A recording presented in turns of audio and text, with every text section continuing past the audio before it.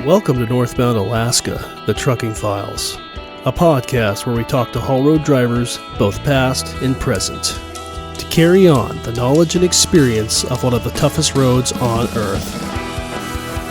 On this episode, we sit down with Chuck Jones. Chuck drove logging truck for 14 years in Idaho, hauling over 80,000 cords of wood, came to Alaska in the late 2000s, and has over 1.5 million miles on the haul road alone. It's not air right. I think your air pressure's down on the gauge there. You might rev this thing up. I guess I should look at you guys instead of over at him. Hey, don't look at the audience if you can, do us a favor. Okay, we're here with Chuck Jones. Chuck, welcome. Thank you for having me here. Yeah. So, Chuck drives for Alaska West. Yep. Why don't you tell us how you got into the trucking world? Let's start with that. I remember living in Idaho, and we were going to Seattle. And we followed an empty log truck up and over Snoqualmie Pass. And I seen the back of that truck, and I thought to myself, I'm going to do that one day. How old were you? I think I was about 14 at the time. And I'm not like all you other guys that grew up in a trucking family. My dad was a sawmill worker. It's all he was. And so went in the military, did a little bit of driving there, worked on tanks, and got out, did all kinds of stuff, ranching, farming, logging in the woods. Still to that day, I was thinking I want to get in a log truck. I really do. I thought that would be cool. Eventually got in a log truck and did 14 years in a log truck and a wood chip truck down in Idaho before I came up here in 2010. Oh, wow. So you worked from the ground up in the logging industry. You were cutting trees down too, right? I did. Okay. Cutting trees, working on the landing, running equipment, you ever skidders. Run a yarder or anything like that? Not yarders, okay. But I did skidders. I love skidders. You ever roll a skidder over? I did. 3 times. It's not fun, is it? No, it's not. It's I ended up catching a stump one time and didn't realize it was full of bees. Oh. And the next time I came through with a load of logs, I'm just getting on it, going back there to the landing, and all of a sudden these bees just came inside the cab, and I'm just getting stung, and I'm just getting on it, and I catch this other stump and just tip over on its side. I'm laying there in the dirt, and I start moving my fingers, my toes. Well, everything's working, so I must still be alive, And bring the cat over, tip the skidder back over, let the oil drain, and started it up and went back to work, Just another day, huh? Just another day is all it is. Oh, man. Yep. But yeah, I ended up getting a chance getting in a log truck, and I took it. I just jumped right on that. And the funny story about that was we used to call them knowledge bumps back then. And I was hot rodding in this Peterbilt up Rafter Mountain. And Bill Young followed me up one day. We used to call him Kingfish. And we get up there. I'm sitting in the log truck, and all of a sudden he opens my door, grabs my left leg, and just yards me out of this truck, right down on my butt. Thumps me in the top of the forehead. He goes, "Do I have your attention now?" I said, "Yeah, what's up, Bill?" He goes, "Now I'm going to proceed to tell you how bad you've been messing up our road." Wow. Nobody told me to put my interlock in to go up the hills. So I got one wheel just spinning, just creating washboard everywhere. To this day, I have never went off the pavement without putting my interlock in. You never knew where he's going to be hiding, huh? Yeah, that's right. I'm waiting for him to come up behind me still. But, talking about lockers, wintertime, my interlock never comes out. Every hill, whether I need it or not, my lockers are in. Yeah. Every hill. I'd rather them be in and not need them than need them and them not be in. So you have both your lockers? I have both my lockers. Every hill? Every hill. Yeah. Yep. Because I've always heard the argument about one locker over the other, or, not having it too tight in there, which I don't know. I mean, you got anything to add on that when it comes to the locker thing? I always keep one in, but it's like if I'm concerned at all, I I put everything in. I'm not going to play games. Yeah. I'm just And gonna go- even in the summertime, Yeah. I put 2 lockers in on the hills, 1 through 8, Sand Hill, Mackey, all of them. I put both lockers in. My theory on that, and this is just my theory, is that I'm dividing 112,000 pounds between 4 axles instead of just 1. You're going to have less of a chance, all 4 of them breaking, than just that 1 axle. Yeah. That is an amazing thought about how it helps save the road too. Lonnie kind of touched on that, but coming home empty, just keeping locked in on some of that loose stuff. But the washboards will form. But it's funny you kind of learn that logging. Yes, real quick in life. You got a few bruises You're coming out of up when you're coming up these hills, I've heard so many people, well, I made it without my interlock. Yeah, but what did you do to that road? Yeah. One pothole will start washboard. You get one tire spinning, and every time it bounces up, takes some pressure off, comes back down, it moves a little dirt. Just take your foot out of it. Yeah. Leave your interlocks in. I mean, mine's in year round. Yeah. But just take your foot out of it. Yeah. To save our road. Yeah. Save it for the next guy. Yeah. Let's go back to logging. So this is back in Idaho or Montana? Idaho. North okay. Idaho. So you probably had a lot of experience chaining up when you're logging. Every day. And driving when you guys get snow, or I'm sure you got freezing rain a lot. You got any good stories about that? Or chaining up in the woods, we ran rock tires year round. We didn't have the BDYs and the 282s and all these fancy soft rubber. We had rock tires year round. We'd come off of the main road, we'd throw a set of 8s on to get up to the landing every time. And one time, went up Bear Creek. Bear Creek is when you're going down to St. Mary's off I-90. And it is a steep, very steep road, put it that way. We get up there, the loader breaks down. He'd already broke that same hose, so he didn't have an extra one. So we're sitting there, and I'm half loaded, so I can't go nowhere. End up waiting for a guy to bring up another hose. Well, it starts freezing rain on the hill. So we were coming, I finally get up there. He gets up there, get it fixed, get loaded, and I'm heading down the hill. And I've got both steer tires, both drives, both trailers locked up or chained up. Wishing for more axles so I had more tires to chain up, And one of Levi's trucks, he got scared coming down the hill because he didn't have enough chains. And he had both drivers locked up, but his trailer, or chained up, not locked up. But his trailer, he only had one drag train on his trailer.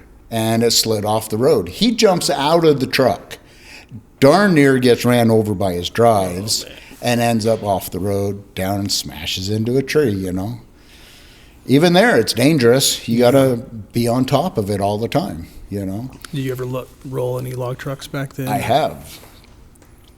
July 12th, 2001. And this is for everybody up here, too. Never let nobody push you. Never try to please somebody or prove something to somebody that's beyond your ability. I was up 4 days and 3 nights. Back then, we used to sneak equipment around, without permits in the middle of the night. And my body actually fell asleep. My eyes or my brain was still awake, but my body had fell asleep and it didn't react. Going down Interstate 90 right there by Cataldo, and went past the lady. I was doing about 70, 75, and started drifting towards the median. And as soon as the front tire dropped off, it was so soft and sandy, I knew if I turned back, I'd just roll it. And so I tried driving through there, and it started hopping. And on the third hop, it actually came up in midair, came down on its cab. And you're fully loaded with logs. Fully loaded with logs, yeah. And all I remember, and yes, I wasn't wearing a seatbelt. And if I would have been wearing a seatbelt, I wouldn't be here today. Wow. It would have taken off my head and my legs. But I remember turning the motor off, putting my arm up and over my face, to cover it. And my body just kind of flipped in midair. And all I could remember with all that gravel coming in at me was, when's this ride going to end? Oh, man. And yeah, I got beat up pretty bad.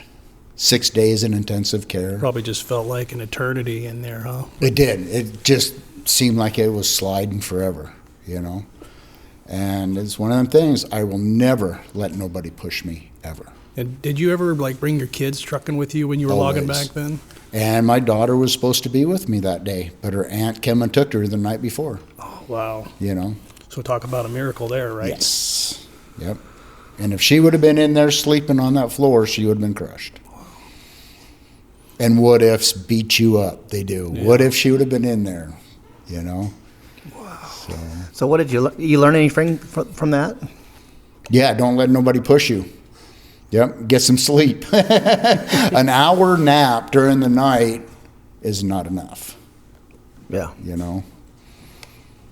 Know your limits. Yeah. You know? I'm a big fan of naps now. You'll see me napping everywhere. I've noticed. My naps, 20 minutes to an hour. Yeah. 4 to 6 hours is not a nap. That's a sleep. But yeah, I ended up getting divorced in 2009. Kids were grown, out of school, out of the house. I said, I'm going to go to Alaska for an adventure. You just thought that? Did you ever see any Alaska shows or? I seen the Ice Road Trucker show, but I didn't want nothing to do with the haul road when I first came up here. Didn't want nothing to do with that road. I actually went to Anchorage, and I was happy bringing sets from Anchorage to Fairbanks until I got in a fight with the terminal manager that I was working for down there, and told me he didn't know what the heck he was doing. What company were you working for? Carlisle. Okay. And then John McDonald asked me, he goes, because I went in to quit. I was done. I said, I ain't going to work for this guy. And John McDonald goes, well, you ever think about going to Fairbanks and working up there? First thing I said, that's further away from the fishing. So that's how I ended up in Fairbanks, and worked for Carlisle for a while, and then went to work for Alaska West. So you were hauling doubles from Anchorage to Fairbanks for them, or? For Carlisle, yeah. Okay. What did you like doing that at first? I did. Like, oh my gosh, I'm in Alaska.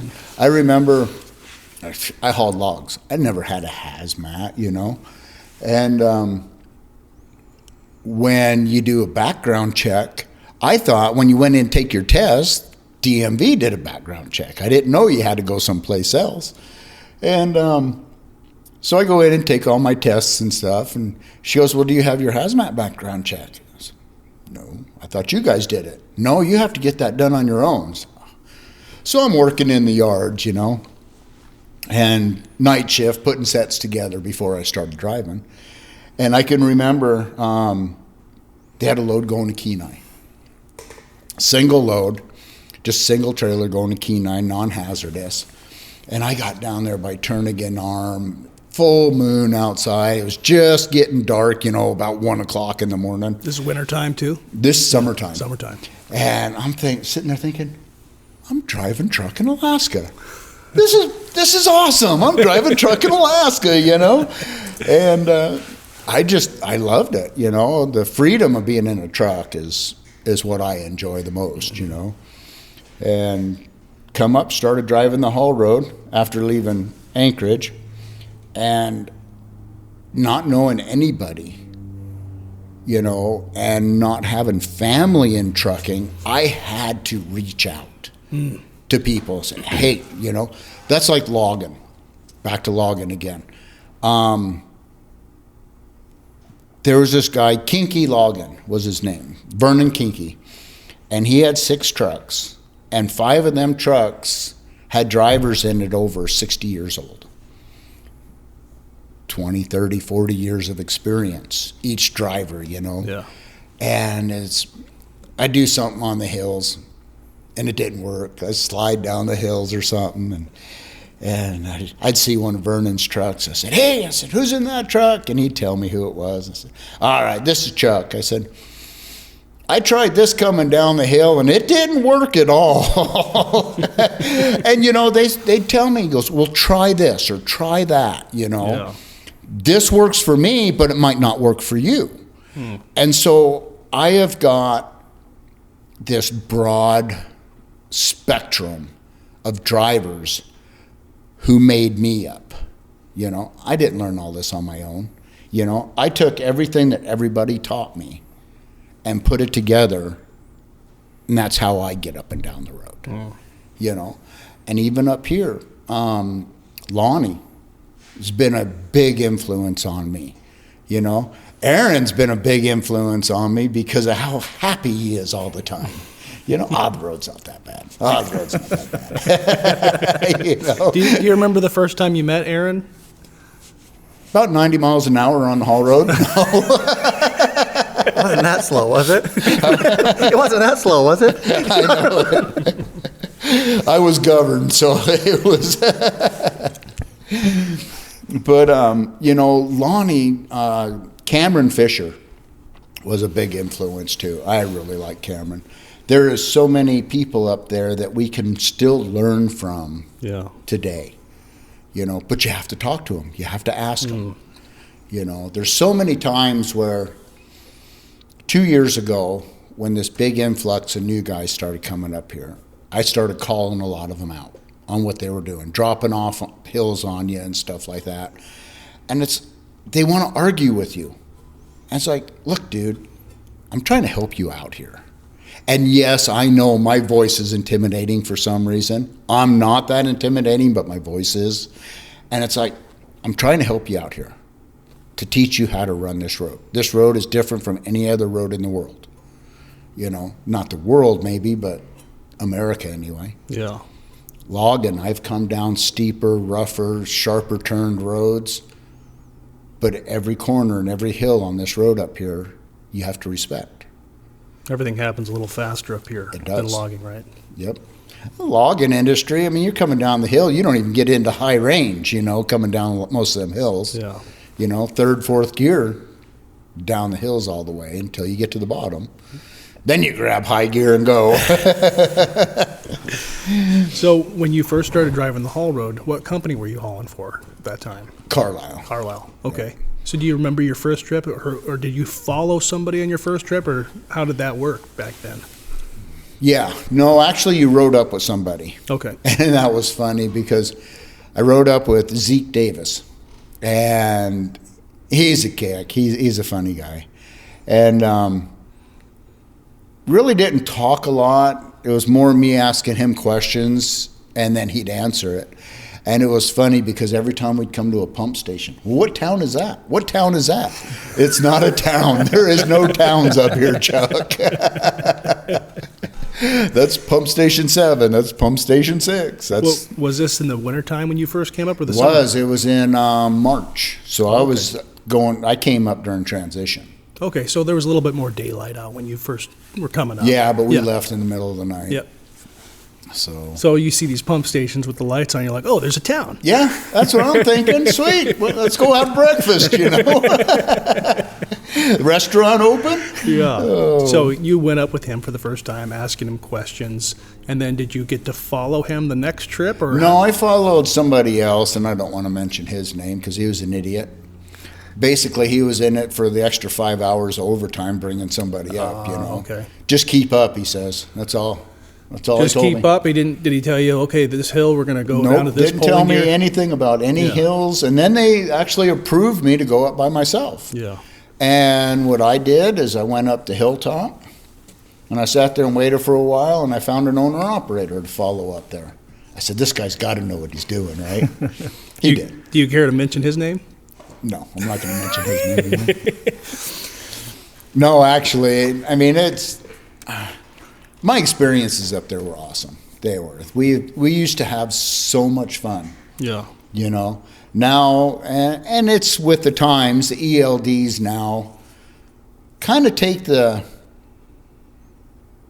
talking on the side of the road away.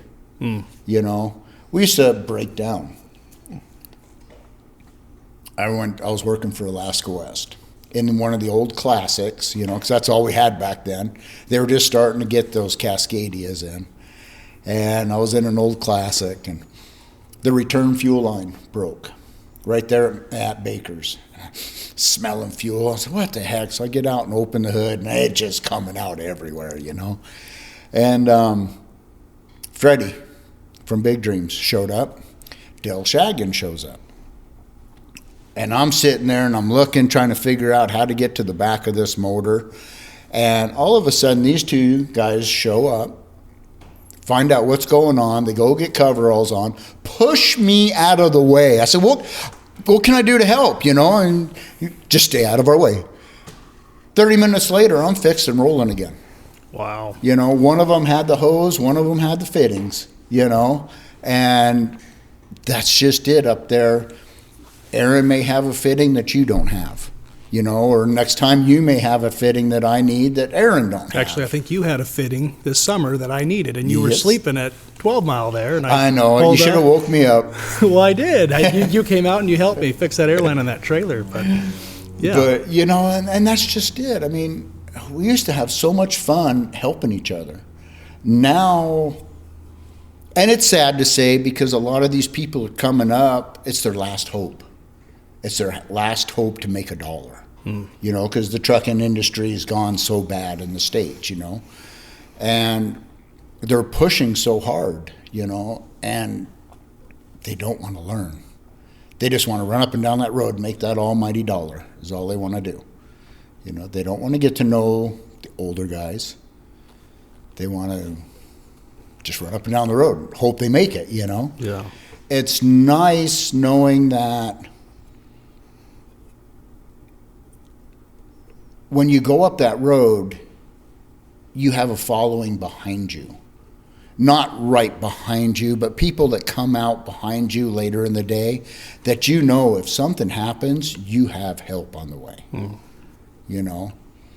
And these new guys are just oblivious to that, Yeah. You can see by the holes in the hills. How'd Lonnie, ice gophers or whatever he said? Ice gophers. I keep meaning to look those up. I've never seen one. Yeah, I got the rifle. I'm trying to get one skinned here pretty quick. But I couldn't tell you how many times I've burned out on hills. I'm that guy that's going to take that chance.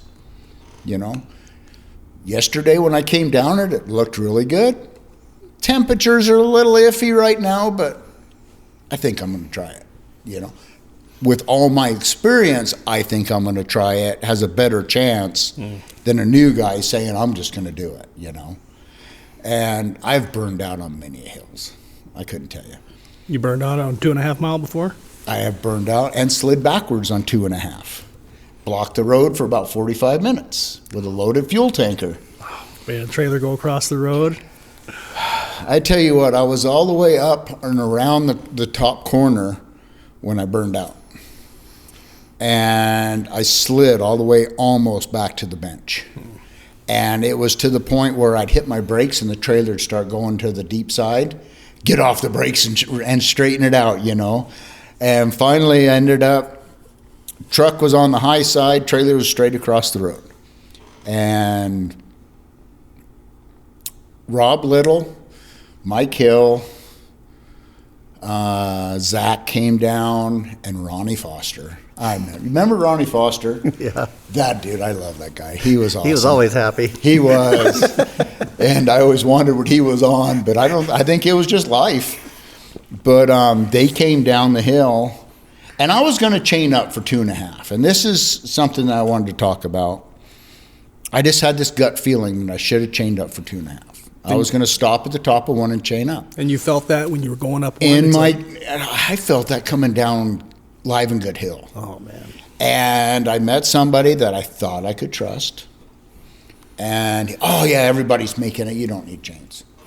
Thought I could trust him. So I said, it must be good then. No, it wasn't. I got up there, burned out. I went to set both sets of brakes, trailer brake and tractor brakes. And before I got them pulled, I was already sliding backwards. And it was just a ride that you have to drive through, try to make it. And finally got stopped. But these guys came down the hill. They threw one set on Ronnie's truck. And he got down there, and he's white. He goes, I need another set. This truck is not going to hold here. We can't pump it off like this, and everybody else, jumped off his truck, chained him up, put that extra set on, threw a set on his trailer too, and proceeded to pump me off. State came, dragged my trailer out of the way, opened up the southbound lane, and everybody, I got to sit my time of shame for sliding down the hill until the tow truck showed up. What time of year was this? Do you remember? This was winter or spring transition is when this was. So right around 30 degrees to 28 degrees, something 28 degrees, sun baking on the hill. You can almost make it about 11 o'clock in the morning. It's an iffy temperature right around there. Yes. Yeah. Yep. And it's not 28 to 30 degrees is not, are you going to make it? It's what happens if I don't make it? Yeah. Is the truck going to hold? And it's not always about traction if you're going to make it. And I'm going to pull Aaron out on this one. You've missed a gear. I have missed a gear. You have missed a gear. We've all missed gears. Something that can always happen. An airline can break. Your motor could spit and sputter. It doesn't matter. Is it going to hold on that hill at those temperatures? No, it's not.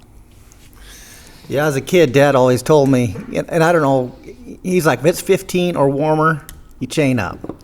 It's interesting in the springtime, the sun has more heat, so it's a little bit. The fall time you can get by with the temperatures. It's a little bit different. If it's 20 above in the fall time, you're better. But there's times where it can be 15 or 10 above in the springtime, but that sun is putting some heat out. It is. So you have to learn how to read the road, and that's almost that's a lifetime of experience. That takes quite a while to learn how to read the road. Very much, very much. And I don't know how to. I spent a lot of time with Nathan trying to show him that, which I think he's getting pretty good at that. But the thing with this road is you have to learn it so many different times. You not only learn it going north, you have to learn it coming south in the summertime. Then you have to learn both ways, spring transition, winter time, fall transition.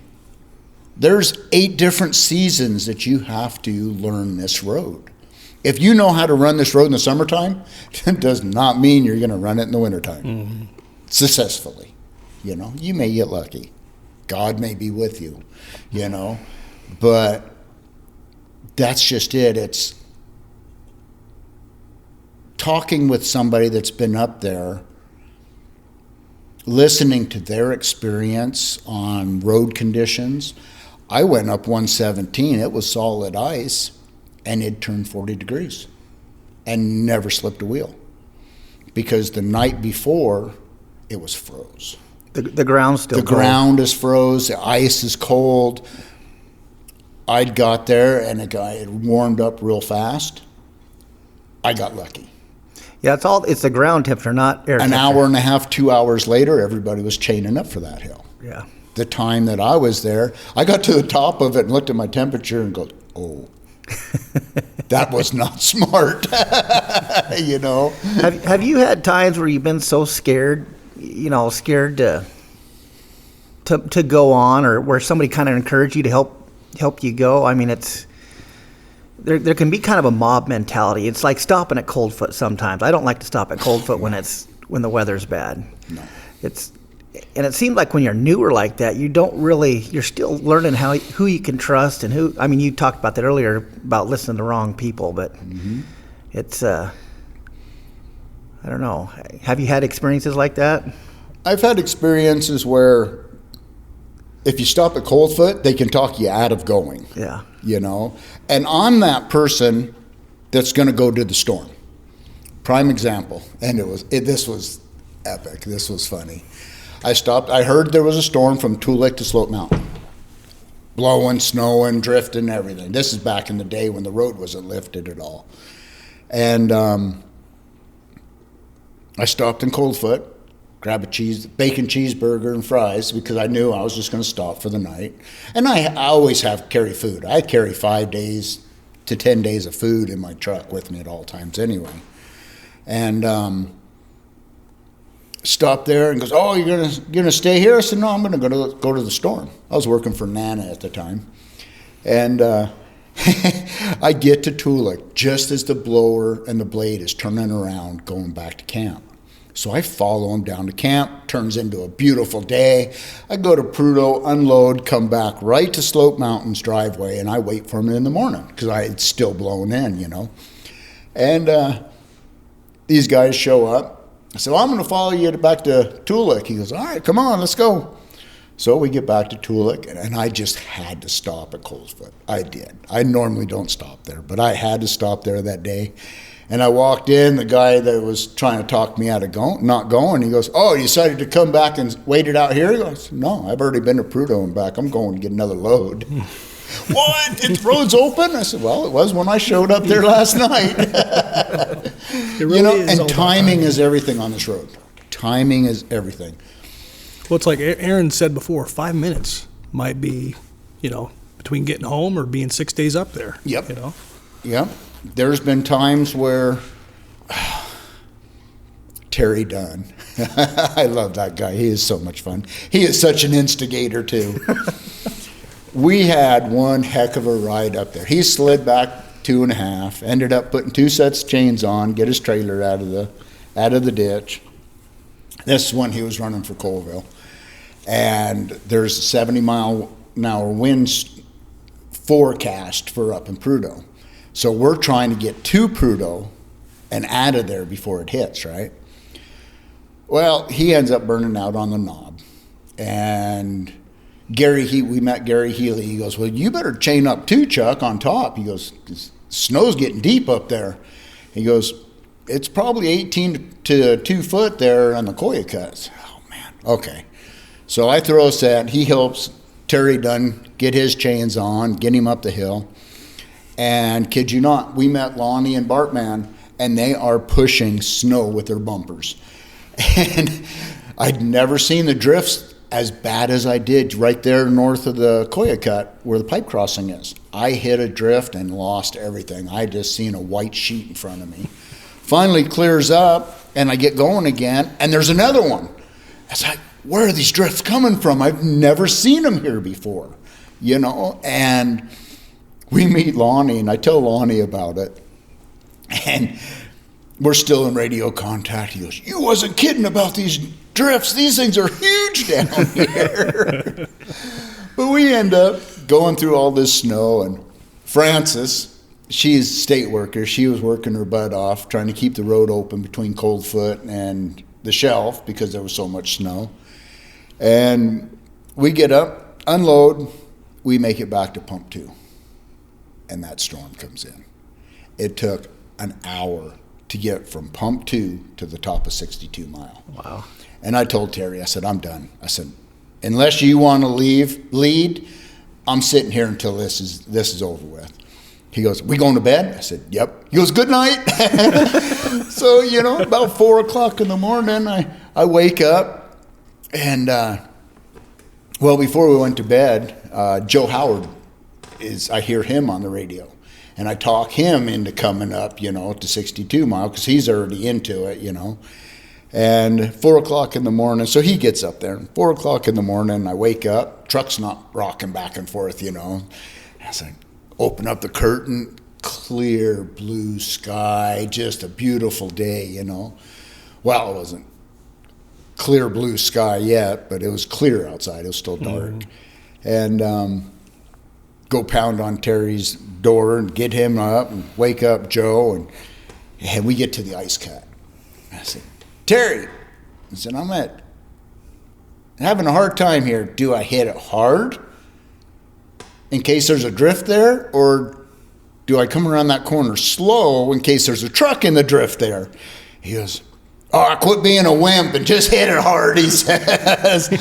So I'm kind of in between hard and slow and around there, and I see there's no truck there, and I just gas on it and just poof. I mean, you can't see nothing. Which drift was that? Was it the 66? Right there in the cut, on the ice cut. Oh, okay. And get down to the bottom, and I said, well, how big was that drift, Terry? Oh, about 4 foot, he says. But, I mean, it turns into a beautiful day. We come up the pass, the north side of the pass, we come up there, and nobody said nothing. I go over the top of that pass, and it's just another whiteout. Just solid white sheet of blowing snow in front of me, and I'm yelling at these guys, slow down, stop. And we get down to the corner right before the switchback, and I see this little avalanche come down.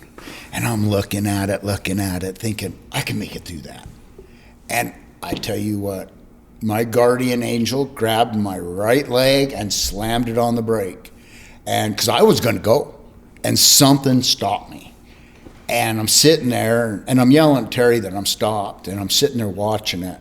And all of a sudden, the side of the mountain comes down right in front of me. Wow. And I'm thinking, I'm really glad I stopped. I'm really glad my guardian angel's looking out for me, because I didn't want to put Terry in that position where he goes over the hill again, Yeah.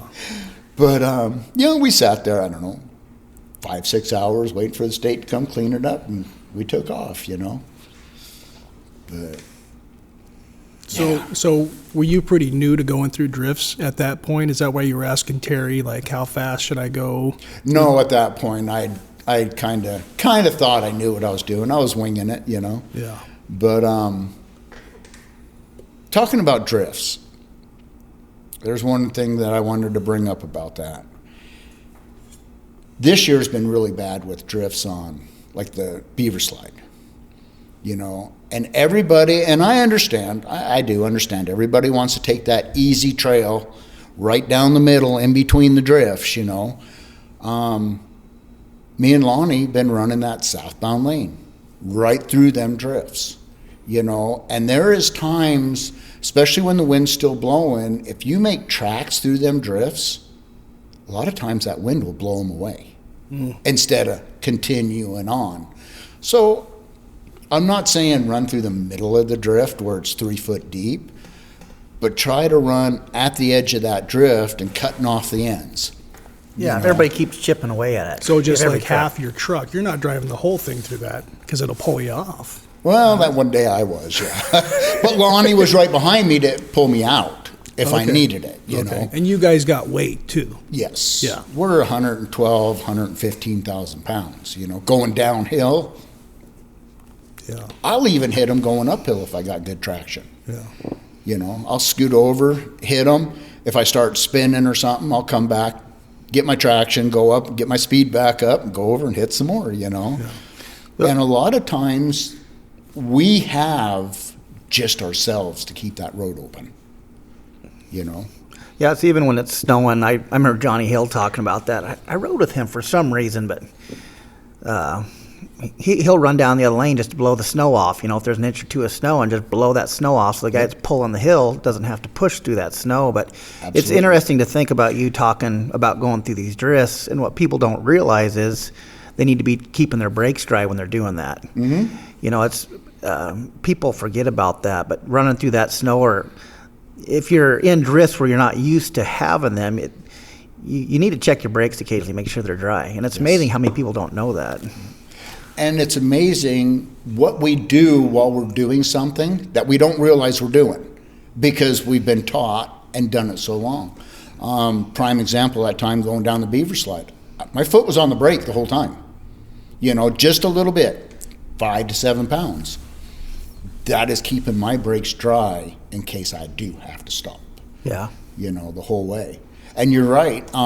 If I'm coming southbound, especially coming southbound, early in the morning, I'm hitting that northbound lane, just driving down that northbound lane, getting that snow off of there just to clean it up for the northbounder coming up. Yeah, you're just helping the other guy. It's like, how can you help yourself for when you come back? You're trying to take care of everybody. You're taking care of your road like you learned logging there. It's neat that you learned that. That was kind of a neat story of you have to take care of your road. Yes. So you're taking care of other people. Some people are just like, well, I'm going home. Them guys are going north. I don't care. But it's like, you have to come back tomorrow. Mm-hmm. You want those guys up there taking care of the road for you coming back. And I'll even mention that to people when I meet them. I said, I just came down the northbound lane. It was covered with snow when I came down it. I don't know what was underneath there, but I tried blowing it off for you. Yeah. You don't want to be in the wrong lane if you're like in the corner or something, but the hard part of the hill and you can see good, you just whip over there and blow the snow off the hard part of the hill. And man, it's amazing how much that might help somebody. It really does. Yep. You had a I wanted list. to bring up something here to you guys. I was thinking about this on my last trip, but I've got a list too. So when let's say you're driving with a group of guys. I've seen this a lot. I've been guilty of following too close before. And Aaron always says, make sure you give enough proper spacing. So if I have to stop or if something's going on, then you have time to stop. Mm-hmm. And so I've heard this a lot where guys will say, hey, you want a bird dog for me? Or go up in front and then tell me what's going on. In a way, by relying on someone else to telling you what's going on, you let your guard down, in a way. You do. So it's almost like, yes, there's someone up there who's telling you what's going on, but you still need to have the proper spacing in between and prepare yourself mentally for if something else is happening where they're talking to somebody on the radio or the other two guys are talking and you can't hear what the front guy sees. How do you prepare for that? So mentally, you got to prepare yourself to still meet another truck, even if you're running in a group. At all times. And a lot of that problem is these guys are running right on the edge of their dust, whether it's snow dust or dust. But it's like you get a big group of guys coming, and if the guy in front of you slows down, you're right in his dust, you can almost rear end him. Mm-hmm. And it's like and you need to keep spacing for guys that's coming at you. It's like if you go to meet one truck in the dust and you got four guys that are right on the edge of each other's dust, they could almost run off the road. Sometimes it's just tough enough getting by somebody, the first truck. It is, especially if you meet at a top of a rise or a corner and it's dusty. If you're that oncoming truck that's meeting them, you're dusted out. And truthfully, dust me out. I'd rather you dust me out than put your trailer in my nose. Yeah. But that second guy has to be back far enough to allow it to clear up enough so I can get my bearings to meet you in the dust. Yeah. Yeah, so what happens when you got four guys beating five guys and they're all on each other's tail? Yep. Someone's going to get hurt or run off the road. What happens if that lead guy runs into some chaos and he can't warn anybody? Mm-hmm. Because everybody's yakking to each other, having a good time, which it's okay if you want to do that, but make sure you got, the proper spacing. Exactly. And that's a lot of space compared to running down the interstate. That might be a half mile or a mile, that you're following somebody, which it's tough when you're training a new person. They kind of want to see your taillights, but it's like, that's almost too close. It can be very dangerous. It can be very dangerous.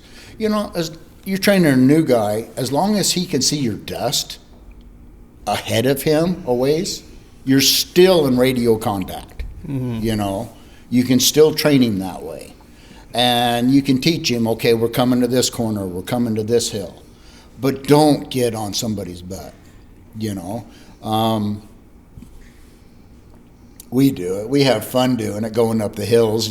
Somebody with a little more horsepower catches you. We have fun doing that. But we know each other. We know that if something happens, if I start spinning and somebody catches up to me, I'm going to yell at them, and they're going to be able to go around me, and that's a chance we're taking. But a lot of these guys will come right up on your trailer lights and follow you up the hill and not even be in contact with you. It's like, get off my butt, dude, I had a guy went through the switchback on the pass. And I seen him down there, and he was just catching me. And he passed me in between the switchback and the next left-hand turn. Oh, wow. Oh, and nobody's coming. How do you know that? I said, no, since you're going to create this issue, are you the one going to hit the ditch? Or are you going to make somebody else hit me so you can keep going? There's a lot of blind spots on that road. There is. Even though you can see up that hill, there's still blind spots. Yeah. But it is interesting. I've noticed catching. I've been running a lot lighter loads here, catching people here lately, and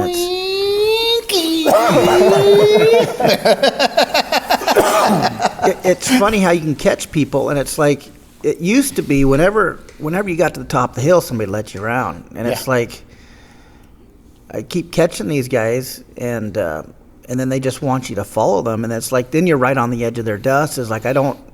But it's like I don't, especially when you're light like that, you can't be going up the hills that slow. That can get you all screwed up. It can, yes. So it's, guys, when somebody catches you on the hill, usually you get to the top of the hill, you're going slow. Especially, in the old days, you were going a lot slower. But it's like you're already going slow on top of the hill. Just slow down real quick. Or you can almost even stop. Just get somebody around, take a few seconds, and let that person go. And I've noticed that where people aren't letting people around, so then traffic's getting built up, and now you got people.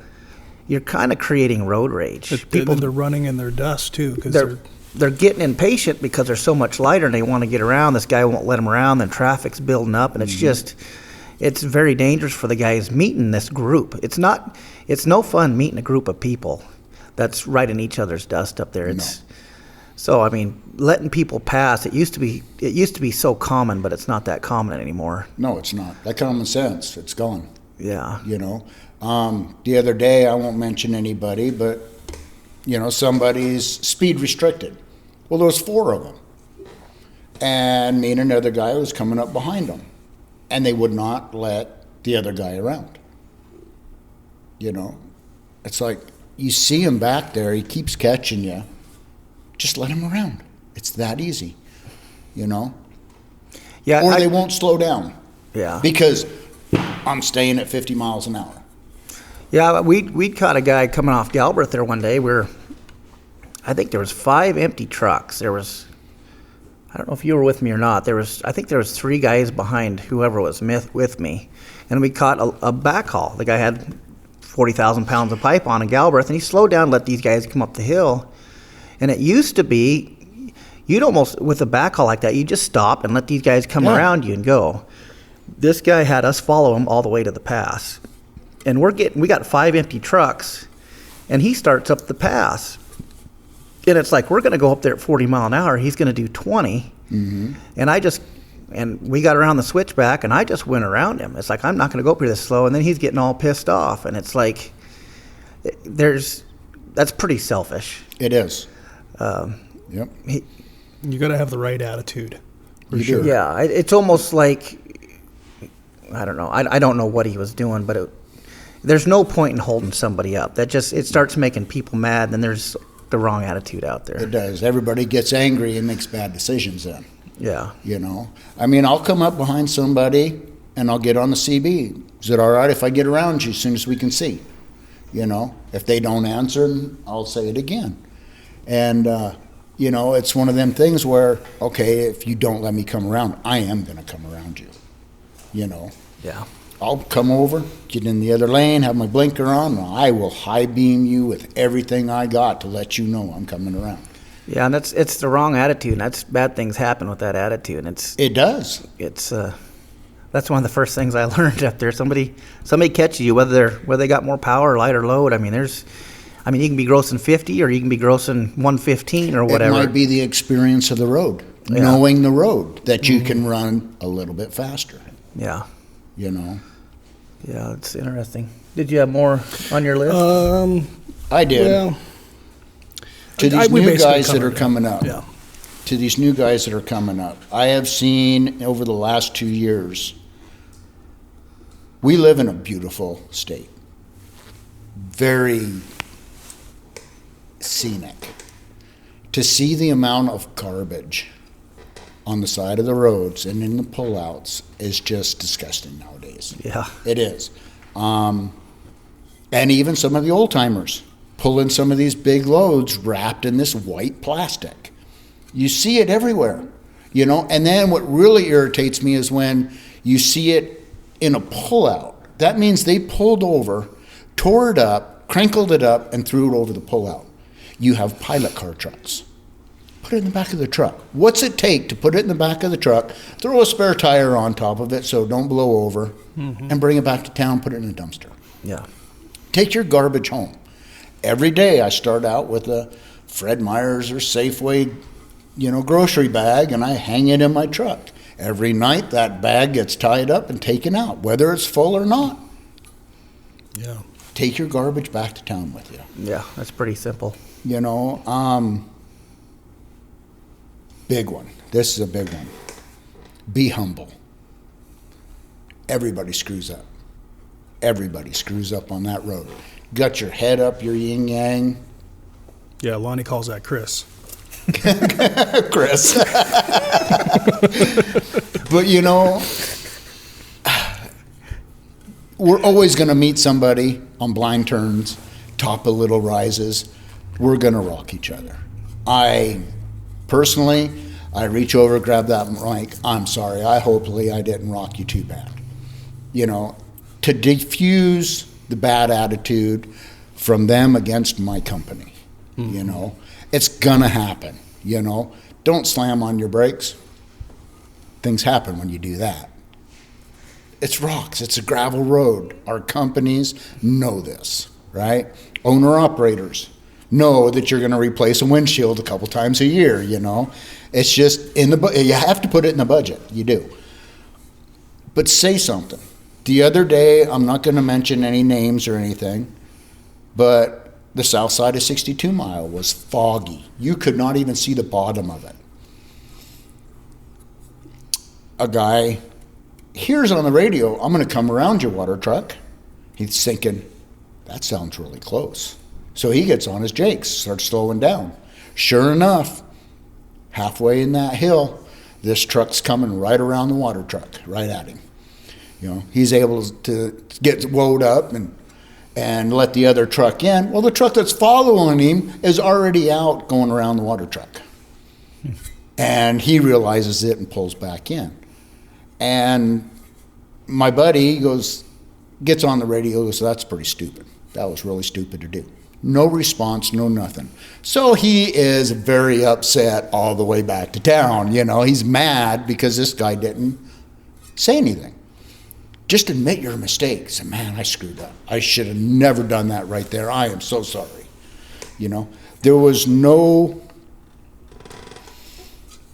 reason to pass that water truck there. The road was good. You couldn't see, but the road had good traction. You was not going to burn out. And how much time did you save by passing that water truck? Yep. Yeah, definitely got to be thinking ahead of what if. Yep.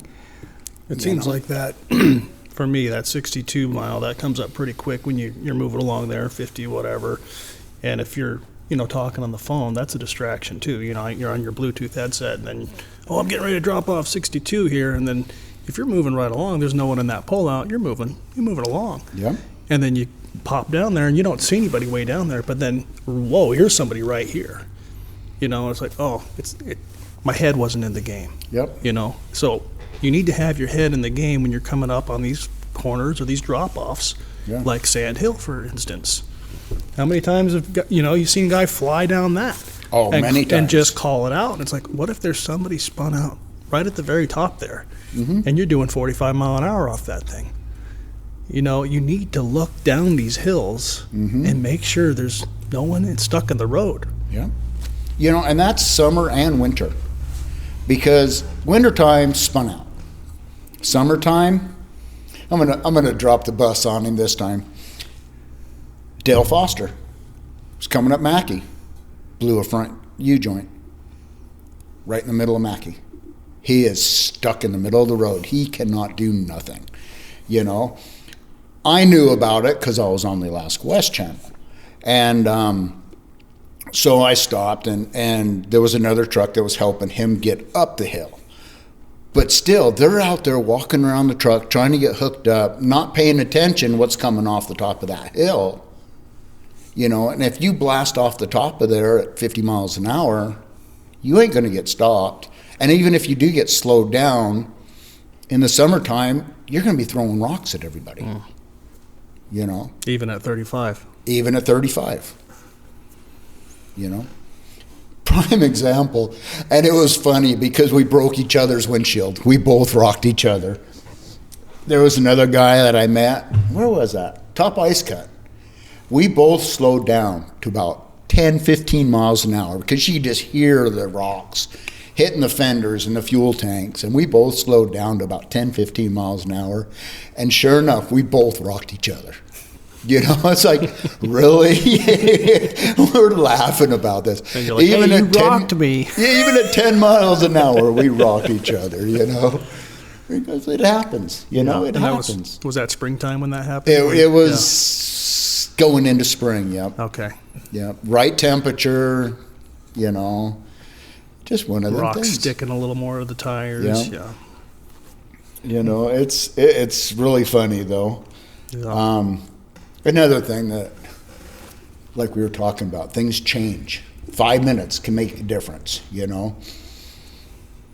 I'll be at 5 Mile, going up 5 Mile, I'll meet somebody and they're asking me how the pass is. It's like, my theory is I am only worried about the hill that's right in front of me. You know, if I'm dropping down 5 Mile, I'm worried about 8 Mile. Mm-hmm. Once I make 8 Mile, I'm worried about 25 Mile. You know, I don't care what the pass is doing. It's another 5 hours by the time, 3, 4, 5 hours by the time I get there. And it could change in 5 hours. 4 times it could change. Yeah. You know? Yeah, I don't tell people ask how the hills are or what this or that, and it's like I don't tell people how the hills are. I tell them what I saw. Yes. I remember one time I was coming south. I had a 70,000-pound spool on, and I just come over the pass barefooted, and B.I. was down there with a 16G on. He's like, how's the hill? I was like, man, it was good. I'm 135,000. I just come right over that thing, and it's like I had driver weight. He's tail heavy. He went up there and spun out in the switchback. I was like, okay, I'm going to start telling people temperatures. You know, I'm going to read the road. I'm going to tell them what I saw. There's no drifts. I don't tell them if they can make it. I don't know what they have for tires. I don't know if their shocks are good. I don't know what they have for driver weight. Yep. Well, was the temperature colder on the north side than the south side? Yeah. It's like the other day. Because you're coming down the side that he spun out in. Yeah. It was like 10 below when I was coming up the north side heading south, and then it warmed up. So, but. Yeah, I don't tell people if they can make it or not because I'm not going to take the time to see how they're set up to go do that. Or their experience. Yeah. Or their experience. Yeah, just. You know. Yeah, I've had a few times like that too that I don't need to get into that, but it's like I've told people they'd be fine and anyhow. Yeah, I've had a couple tankers ask me how the hill is, and I'm thinking, well, you got a hazmat load. You know, it's like I've never pulled tankers. Mm-hmm. So how can I speak on that? It's like, man, if temperature you're worried, and road condition. Yeah, temperature and road condition. You but know, it's 10 degrees or it's 20 degrees, and there was a little bit of gravel on the edge. Yeah, just tell me that. Tell me that. Because, you know, if it were me, it's like, I'm going to chain up a tanker because, you know, if I'm not You sure, don't know anything. I'm going to chain up if I'm not sure. But in the wintertime, straight up wintertime, my chains rust. Because when I lift my tag axles up, I'm 52 to 54,000 pounds on my drives. Yeah. You know, and it makes a difference. It really does. Yeah. Lonnie already went into the symmetrics between heavy and light loads, you know. Yeah. And it's true that tankers are the first to chain up and the last to chain up in the season. Because we have that hazmat load. We know that we cannot take that chance when it first gets icy and when it's ending on getting icy, especially ending. I will chain up this next month more than I chain up all year. Yeah. Mm-hmm. You know, the next 2 months. Yeah. And talking about logging, coming into the fall season, right before it starts snowing, right about deer hunting season, you know. I used to always joke around, well, it's time to get in shape. You know, we didn't have 7s. We didn't use 7s. We used 8s. You know, and it was a lot of times you do 3 trips a day. There was sometimes we were logging right next to the sawmill. There was 8 trips a day. And it's like, I didn't even pick my chains up. I was the only truck on the job. I'd come in, I'd chain up first thing in the morning. I'd go up, load, come back. And we were behind a closed gate, too, at that point. I'd come back. I'd take my chains off, drive off of them, go to the mill. Come back, pull just ahead of my chains, chain back up again, and 8 times a day I would do that for about 3 weeks. You were probably in pretty good shape. I was in really good shape, yeah. And a lot of chaining. The other day, me and Lonnie was following Bartman back. And there was some Canadians up there. And I'm not talking bad about the Canadians. They do things their way, but we know this road. It's not our road, but we know this road. And Lonnie was trying to explain to him, you guys are coming up. You don't have the driver weight because you're coming through Canada. You're not able to do 38. You're at 34 still on your drives. You need to chain up that front axle. And there's many reasons why. And they just wanted to argue with him. So I'm in one of them moods. I stop at the top of 1 mile, and there's like 3 other trucks up there, and I get out and try talking to these guys, and they want to fight. And I just tell them, shut your mouth.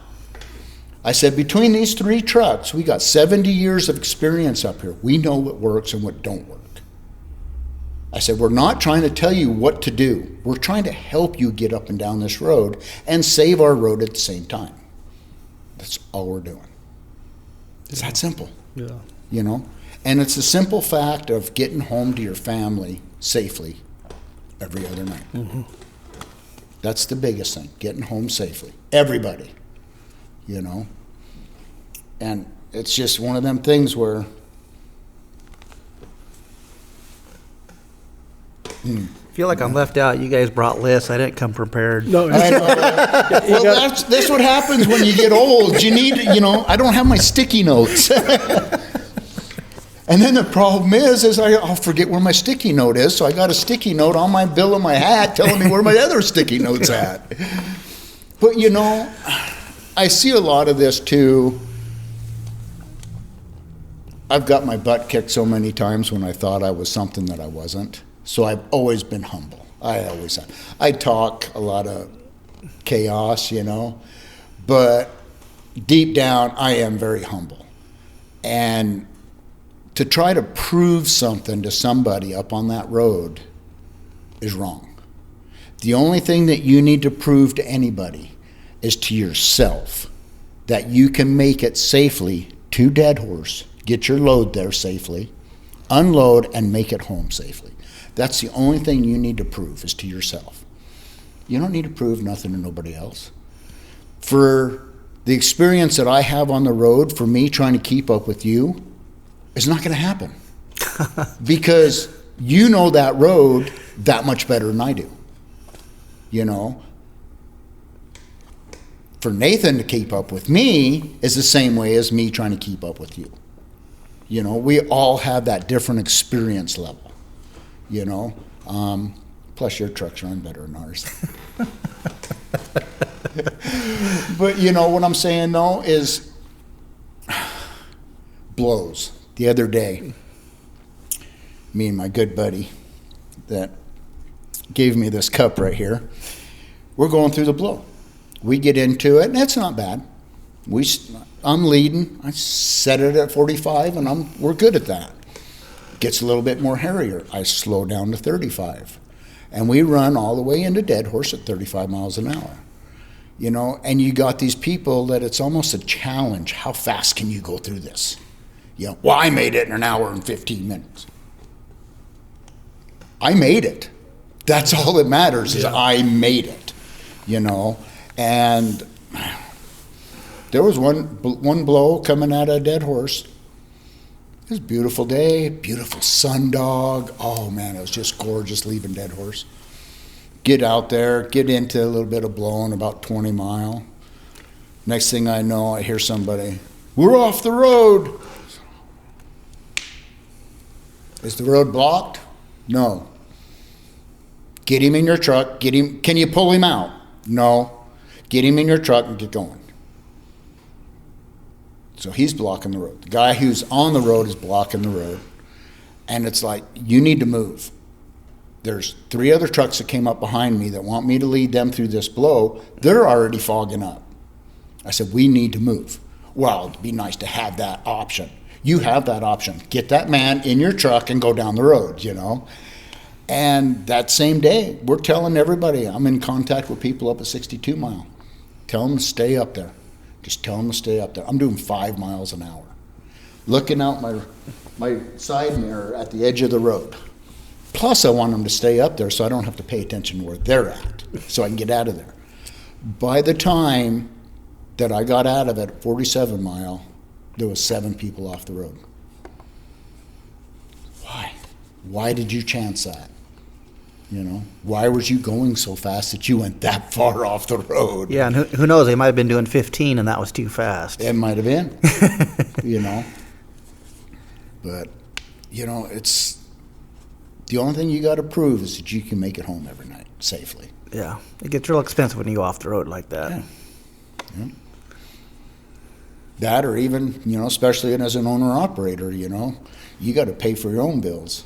Yep. You know, even a company driver, well, now he's out of a truck. The company's out of a truck. You may lose your job for it. You know, used to. If you went off the road, you lost your job. You had to stay on the road, you know. Yep. But I don't like switching trucks. Yeah, it's funny. Dad used to talk about during the pipeline days on the Elliott. You went off the road without your chains on, you're canned immediately. Mm-hmm. You know, and I've seen guys go off the road. Now, their trucks will be chained up. They'll be out there off the road upside down or whatever. They'll be chained up, and their chains are rusty. It's like, don't look like they put them on later. Yes. Yes. But that was a long time ago. Yeah. That's like when I went off the road at 62 Mile. You know, I'm sitting there. We ended up getting all the fuel out of the tank and got the tank off the road so everybody go by. And I'm sitting there thinking, well, shit, waiting for the tow truck. The driver's side, I could kind of get to, so I dug around it and I threw one chain on. That way when the tow truck hooked onto me, pulled me on the road, at least I got one chain. But I didn't claim to have that chain on when I slid down that hill. Yeah, there's been times too that I've seen where when a guy goes off the road, it's like you're driving into concrete, and that's where the shoveling comes in handy. Especially if another truck comes on and tries to pull you on. If you kind of break that suction of that snow, Yes. it's easier to pull somebody back on. There's been times Gary and I are out there shoveling about 3 hours just trying to. And when the state showed up, they just pulled us right out. But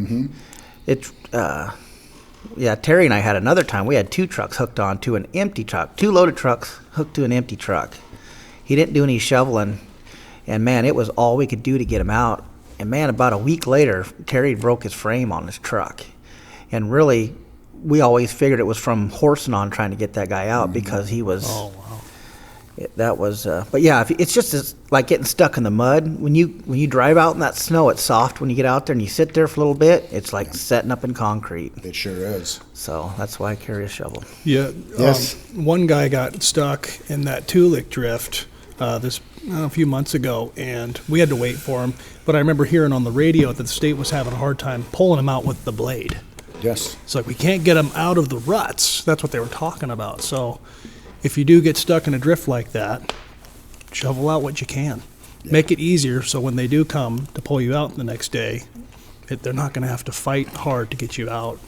And it is hard, especially if you're off the road in a blow, because that wind blowing everything in and around you is just concrete. It's going to set up in concrete. And who's going to be out there in a blow trying to keep their truck clean? Yeah, you're not. You're not. That's later, but That's okay. We'll deal with this in the morning when the state shows up or the tow truck or Yeah. somebody else shows up. We'll deal with that. Yeah. But yeah, you have to. You know. So staying humble, that's one of the important things you've learned, is you want to stay humble. Yeah. Yeah. And don't try to prove nothing but to yourself that Yeah. you can make it. And it's okay to ask for help if you don't know. Absolutely. Yeah. You know.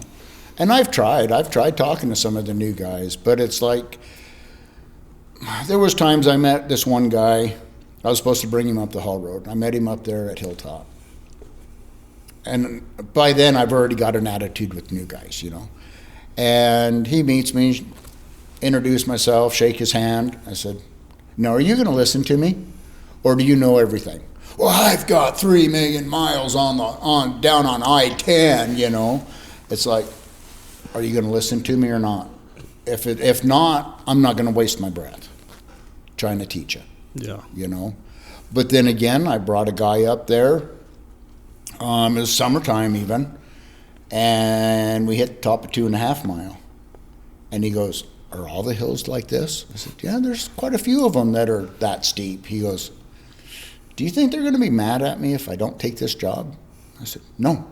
I said, "No, I'm actually proud of you. I'm giving you kudos for admitting that this is out of your league, you know." Yeah. And he did. He ended up dropping his trailer there at 5 Mile and bobtailed back to town, you know. And he said he was worried all the way back that they were going to yell and scream at him, you know. But hey, if it's not your cup of tea, it's not your cup of tea. Yeah. You know. Yep. Well, you got anything else to add? And no, you're not allowed to put whiskey in that tea to make it up that road anymore. Not like they used to do. Well, thanks for coming on, Chuck. We Absolutely, it was a pleasure. You mind guys coming back sometime? I sure can. Okay. Maybe we'll bring some other characters in here for you to talk with, and we can have some fun. We could have a lot of fun. It'll be a surprise guest. All right, thanks. Awesome.